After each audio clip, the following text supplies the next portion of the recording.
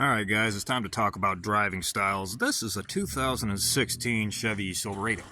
It's a 5.3, but for some reason it's getting 16.2 miles to the gallon.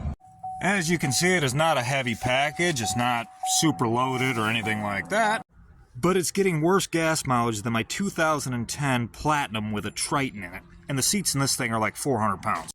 This thing weighs 1,000 pounds more and it's always loaded with heavy stuff. Not right now, but usually is. My point in all this is when I drive a vehicle, I like to baby the transmission. I'm not too hard on the acceleration, especially when it's cold. And when the vehicle's about to change gears, I almost relent my foot a little bit to let it get into that gear before I get back into it some. I try to make speed gently before I get to a hill, and then I let the hill slow me down a little bit. Then when I'm coming over the hill, I let the hill speed me up, as long as it's not going to put anyone in danger. I keep a lot of space between my vehicle and others as well, so that I don't have to brake hard or accelerate hard to maintain speed with traffic. Everything I'm saying is more in the interest of preserving the drivetrain than it is to preserve my gas mileage, but it does help a lot.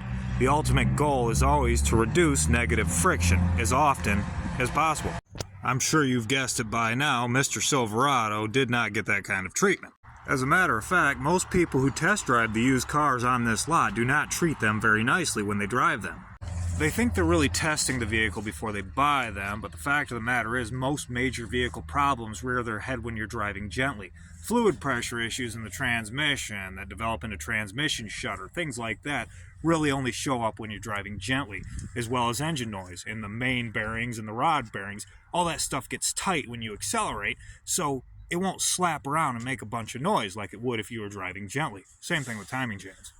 If you want to make sure you get a good used vehicle, don't just test drive one, take it out and try to break it. Take it to a mechanic who routinely does inspections, not a mechanic who's going to try to sell you parts.